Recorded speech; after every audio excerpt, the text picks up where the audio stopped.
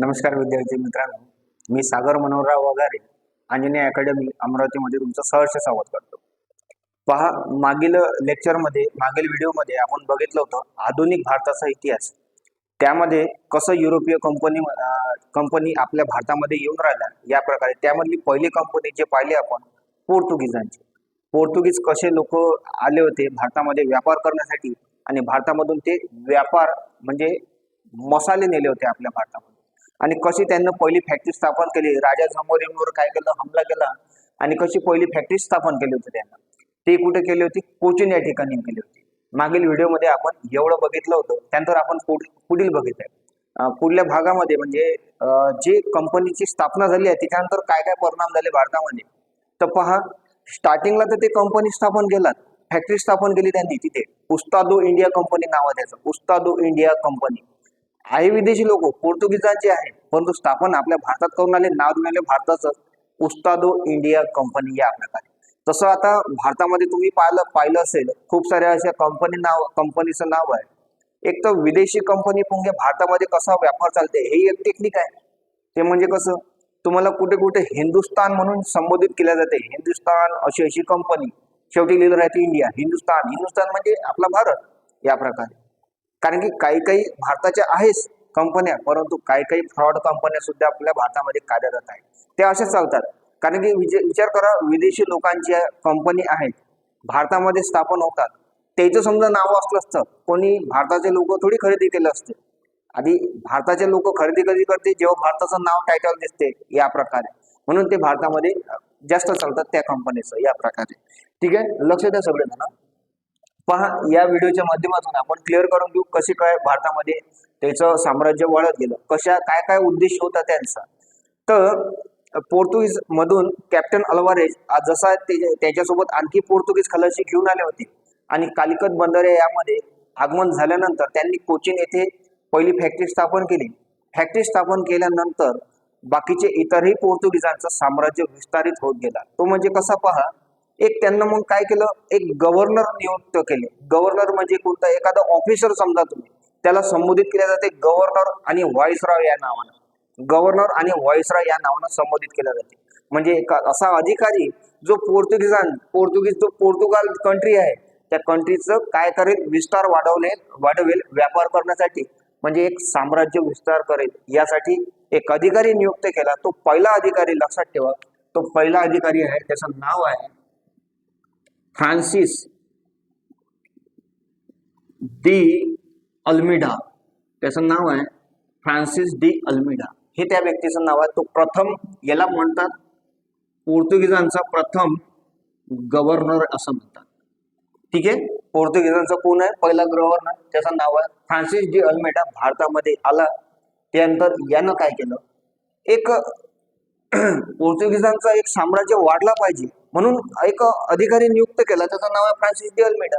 म्हणजे हा अधिकारी म्हटल्यावर तो त्याच्या विचारानुसार, त्याच्या टेक्निकनुसार एक पद्धत आणली होती त्यानं. त्या पद्धतीचं नाव आहे ब्ल्यू वॉटर पॉलिसी. त्या पद्धतीचं नाव आहे blue water policy. Very MP, लक्षात ठेवा, व्हेरी एमपी, एक्झामला खूप वेळा विचारलेला आहे. ब्ल्यू वॉटर पॉलिसी हा सिद्धांत कोणी आणला होता, कोणत्या पोर्तुगीज गव्हर्नरनं आणला होता, त्याचं नाव आहे फ्रान्सिस डी अल्मीडा. आता हे ब्ल्यू वॉटर पॉलिसी समजून घेऊ आपण काय आहे. पहा, भारताचं दक्षिणतम टोक, ठीक आहे, या ठिकाणी आहे केरळमधील येथे त्यांची कोचीन या ठिकाणी फॅक्टरी आहे. आता पहा, जसे ह्या समुद्री मार्गातून या प्रकारे एंटर झाले इथे, मग मला तुम्ही सांगा का बाकीचे लोक येऊ नाही शकत का या ठिकाणी? बाकीचे विदेशी लोक येऊ नाही शकत का? फक्त पोर्तुगीजच येऊ शकते का इथं? तर तेव्हा कसं आहे, बाकीचे इथं कंट्री होते. कारण की एखाद्या ठिकाणी समजा आता एक छोटंसं उदाहरण सांगतो तुम्हाला. समजा एखाद्या भारतातलीच गोष्ट घ्या किंवा तुमच्या एरियातली गोष्ट घ्या. एखाद्या व्यक्तीनं एखाद्या पदार्थाची गाडी लावली, समजा बढिया. समजा आपल्या इकडं काय एखादं फेमस काही पण गोष्ट घ्या. समजा एखादं पोह्याची गाडी लावली, नाश्त्याची गाडी लावली, जशी ते फेमस होते. किंवा आजकाल भरपूर फेमस आहे, बिर्याणी म्हणून फेमस आहे. एखादी बिर्याणी कोणाची फेमस झाली आहे समजा, तर लोक कसं तिथं येऊन पाहतात, दुरून लोक येतात, चला बिर्याणी तिथली बढिया या प्रकारे. तर तसंच कसं आहे, हे आहे जसं यांना मार्ग शोधून काढला जसं यांना मार्ग शोधून काढला, येथे व्यापार त्यांना मुनाफा, विचार करा, 60 गुणा मुनाफा झाला होता. येथून तेव्हा त्यांना मसाले नेले होते, युरोपमध्ये विक्री केले, त्यांना 60 गुणा नफा झाला होता. विचार करा मग बाकीच्या देशांना कसे लालच कशी सुटली होती, चला बा भारताचा रस्ता खोदा. मग यानं एक सिद्धांत आणला, एक नीती आणली होती, त्याला योजना म्हणते, ते म्हणजे ब्ल्यू वॉटर पॉलिसी. वॉटर पाण्याचाच आला विषय, ठीक आहे. वॉटर म्हणतो तर पाण्याचा विषय आला. तर पाण्याचा विषय आला तर कसा आहे पहा. आता एक समुद्री रस्ते तुम्हाला इकडं, तर जे तुम्हाला मी याच्या अगोदर सांगितलं होतं मॅप मधून, की तुर्की लोकांना कब्जा करून टाकला होता. युरोप विभागला गेला, 2-4 तुकडे पडले होते त्याची. रोमन साम्राज्य विस्तार झाला होता, म्हणजे खंड पडलं होतं, त्याच्यामध्ये अलग अलग झाले होते. त्यामुळे व्यापार जो आहे तो मार्ग बंद पडला होता. आणि त्याच्यानंतर समुद्री मार्गातून हा वास्को डी गामा पोहोचला होता भारतामध्ये. तर आणखी विदेशी लोक जे आहेत, उदाहरणार्थ ब्रिटन, याच्यानंतर आपण पाहणार आहोत डच लोक आले, पोर्तुगीज नंतर डच लोक आले, डच नंतर अंग्रेज लोक आले. असे वेगळ्या वेगळ्या देशातले लोक भारतामध्ये व्यापार करण्यासाठी येऊन आले. मग याने एक नीती आणली, त्याची नीती आहे, त्या नीतीचं नाव आहे ब्ल्यू वॉटर पॉलिसी.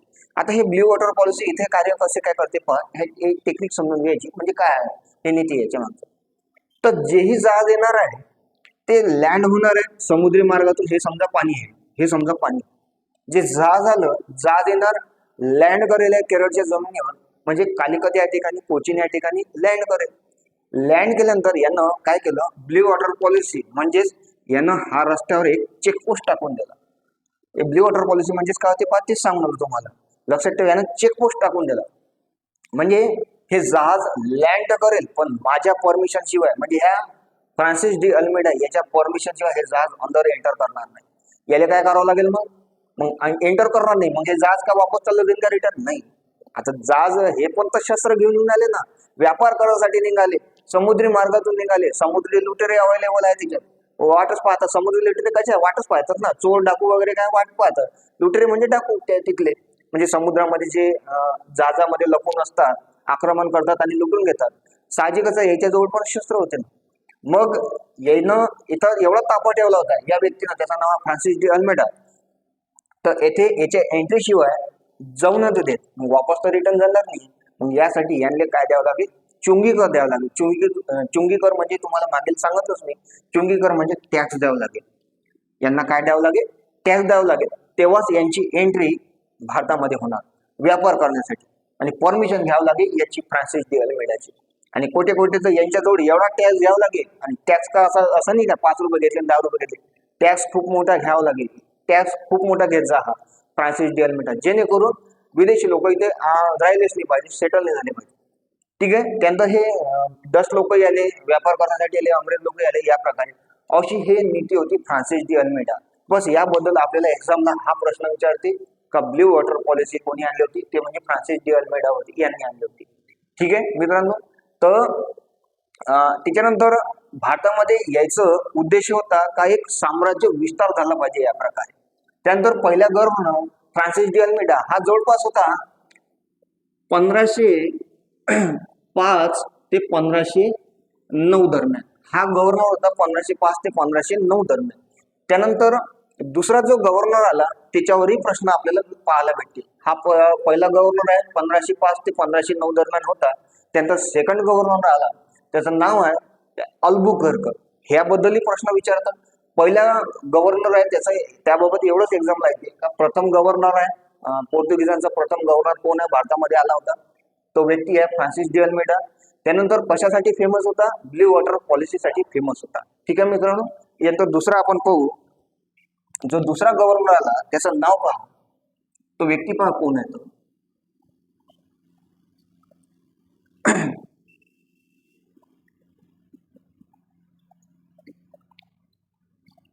दुसरा गव्हर्नर त्याचं नाव आहे अल्बुकर्क. अल्बुकर्क हा जवळपास 1509 ते 1515 मध्ये होता. 1515 पर्यंत जवळपास हा होता अल्बुकर्क. त्यानंतर हा अल्बुकर्क हा एक वेगळाच धोरण, वेगळीच ऊर्जा घेऊन भारतामध्ये आगमन झालं होतं. अल्बुकर्क पोर्तुगीज. आता याबाबत यानं एवढा विस्तार केला भयानक भारतामध्ये, पहा समजून घेऊ आपण अल्बुकर्क. तर पहिली गोष्ट, हा द्वितीय गव्हर्नर, पोर्तुगीजांचा द्वितीय गव्हर्नर, यालाच तुम्ही व्हायसराय सुद्धा म्हणू शकता. कुठे कुठे गव्हर्नर दिलाय, कुठे कुठे व्हायसराय असा शब्द दिलाय, दोन्ही एकच आहे, काही काही वेगळं नाही, फक्त संबोधन वेगळं वेगळं आहे. द्वितीय गव्हर्नर काय आहे? अल्बुकर्क.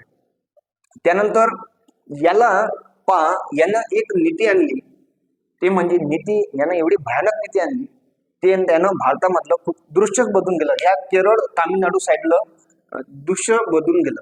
ठीक आहे, इथे मित्रांनो केरळ आहे, केरळच्या बाजूला दक्षिण टोकाला अजून काय आहे? तामिळनाडू आहे. या ठिकाणचं यानं चित्रच बनवून टाकलं. यानं आणली एक नीती, त्याची नाव आहे विवाह नीती. विवाह नीती आणली यानं. हे विवाह नीती कसं काय? तर भारतामध्ये तेव्हा खूप काही प्रथा वगैरे होत्या, त्याला आपण कुप्रथा म्हणू शकतो. जसं उदाहरणार्थ सती प्रथा, या प्रकारे अशी अवेलेबल होती तेव्हा भारतामध्ये त्या काळी. म्हणजे नवऱ्याबद्दल एवढं प्रेम होतं का नवऱ्याच्या निधनानंतर तिची पत्नी स्वतःच निधनास जात जा, म्हणजे स्वतः जाळून घेत जा, मारून टाकत जा, या प्रकारे. अशी नीती खूप भयानक एक हे होती तेव्हा, प्रथा होती ती सती प्रथा त्याला म्हटलं जाते. आणखी खूप साऱ्या अशा प्रथा होता, जसं एक केशवपनाची प्रथा होती भारतामध्ये. हे पण प्रथा ही खूप वाईट होती. म्हणजे कसं, केशवपन मध्ये काय होतं, पतीच्या निधनानंतर स्त्रियांना काय केलं, मुंडन करून टाकत जा, म्हणजे तिचे पूर्ण टक्कल करून टाकत जा, अशी नीती होती केशवपनाची. हे जे कालांतराने बंद झाले. ठीक आहे. आणि ते हे जे प्रथा वगैरे हे जन्म कसं घेतात याबाबत म्हणजे भारतामध्ये जन्म कसा झाला याचा, ह्या समाजामधूनच याचा जन्म होतात. असं काही ग्रंथ वगैरे नाही आहे का या प्रथा चालू करा, हे प्रथा चालू करा, असा काही कोणत्या ग्रंथात उल्लेख नाही आहे मित्रांनो याचा, का डायरेक्ट कसं ही प्रथा चालू करून द्या या प्रकारे, असं नाही. त्याच्या मागं समाजच कारण असतो. त्या मागं कसं आहे, एखाद्या पतीचं समजा निधन झालं, आता ती स्त्री व्यक्ती घरामध्ये आहे, तिचं माहेरच्या घरामध्ये आहे. त्यानंतर आपले लोकच असे होते का जेणेकरून त्यावेळेस का स्त्रियांवर वाईट नजर डालेल, म्हणजे त्या स्त्रियांवर वाईट नजरेनं बघेल, कारण तिचा नवरा तर मेलाच आहे बा आता, म्हणजे दुर्व्यवहार करा त्या स्त्रिया महिलांसोबत, या प्रकारे असं त्यामधून. म्हणून हे प्रथा अशी जन्म घेतात.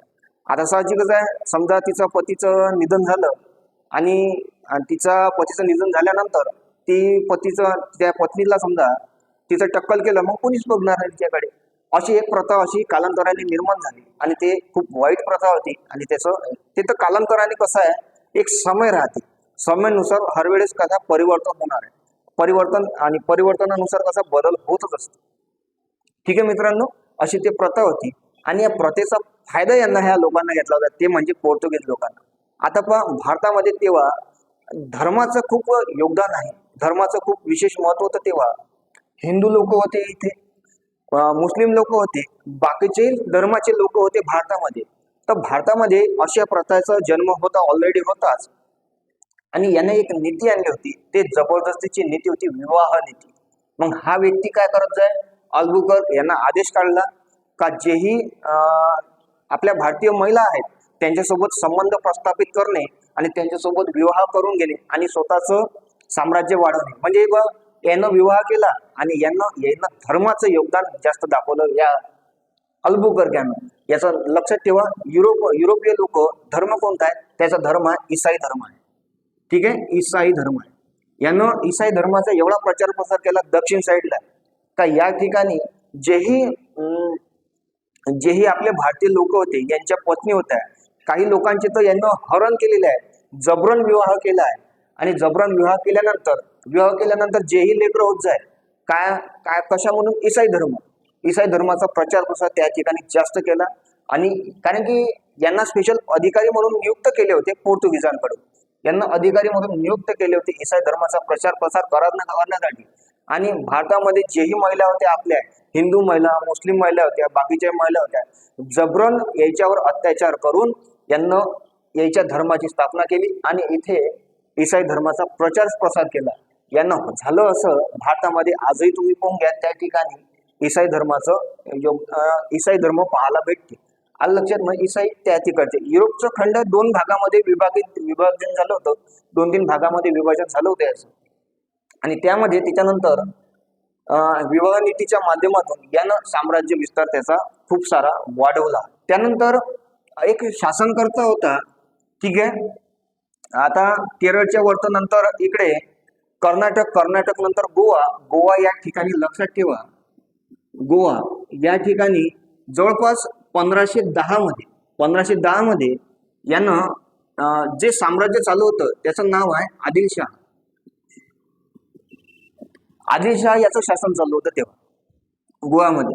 तर अल्बुकर्कनं डायरेक्ट हमला केला आदिलशाहवर आणि आदिलशाहकडून गोवा जिंकून घेतला. 1510 हमला केला आणि गोवा आदिलशाहकडून जिंकला.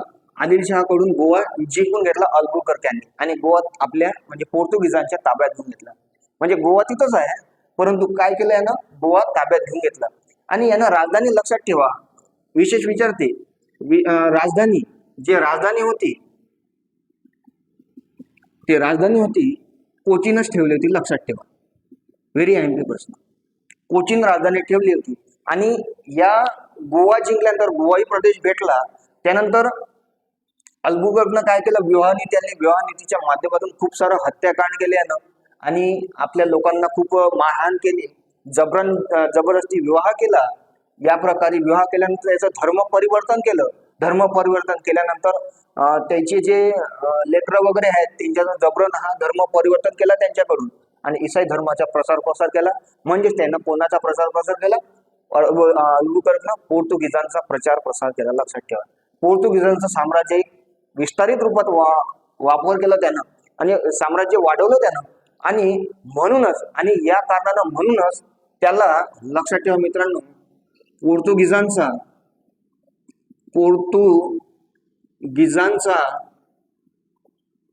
वास्तविक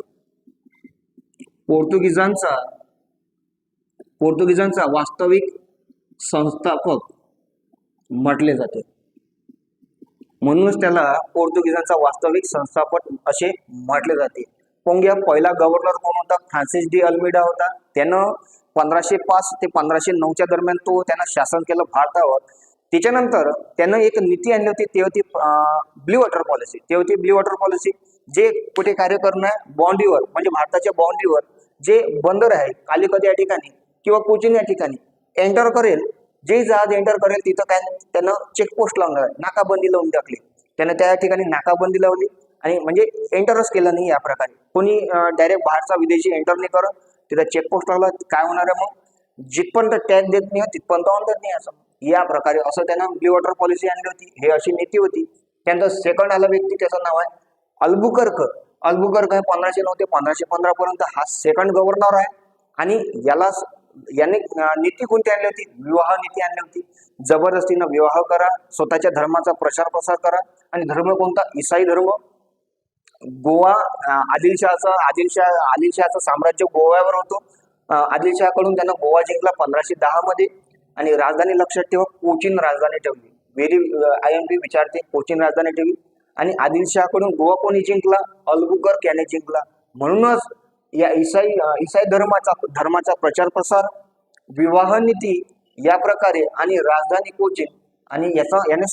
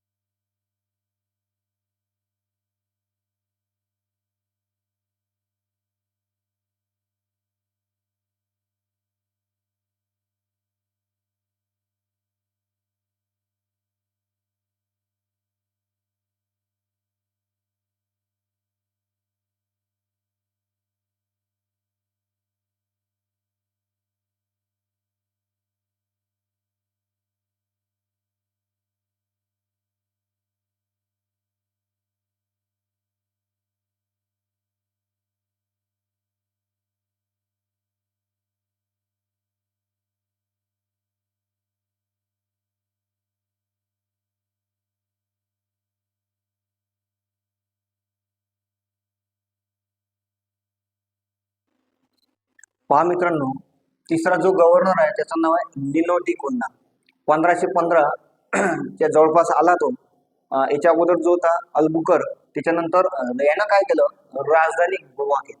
राजधानी जी होती, जे गोवा जिंकला आदिलशाहकडून, ते गोवा कोणी जिंकला होता, अल्बुकरकने जिंकला होता. त्याच्यानंतर राजधानी यानं गोवा केली.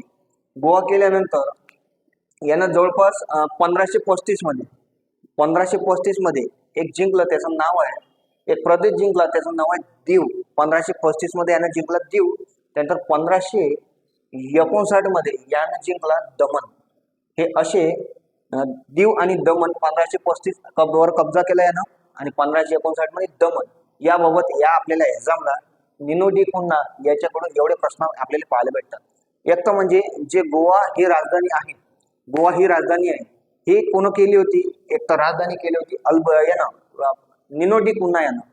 त्यानंतर राजधानी केल्यानंतर गोवा कोणी जिंकला होता असा प्रश्न विचारते. गोवा कोणी जिंकला होता, अल्बुकर्कने जिंकला होता. त्यानंतर दीव आणि दमण हे कोण जिंकले होते, तर यानं निनो डी कुन्हा यानं जिंकला होता. हे पोर्तुगीजांचे 3 गव्हर्नर आहेत, ज्याबाबत एक्झामला आपल्याला प्रश्न पाहायला भेटते म्हणजे भेटते. पहा, पहिले होता फ्रान्सिस डी अल्मेडा, त्यानंतर सेकंड अल्बुकर्क, त्यानंतर तिसरा निनो डी कुन्हा. आपण एका चार्टमध्ये आपण हे यायचं लिहून घेऊ, म्हणजे चार्टच्या माध्यमातून समजून जाते बिलकुल.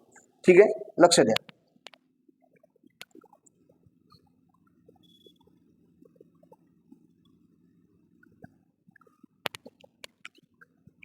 पहा,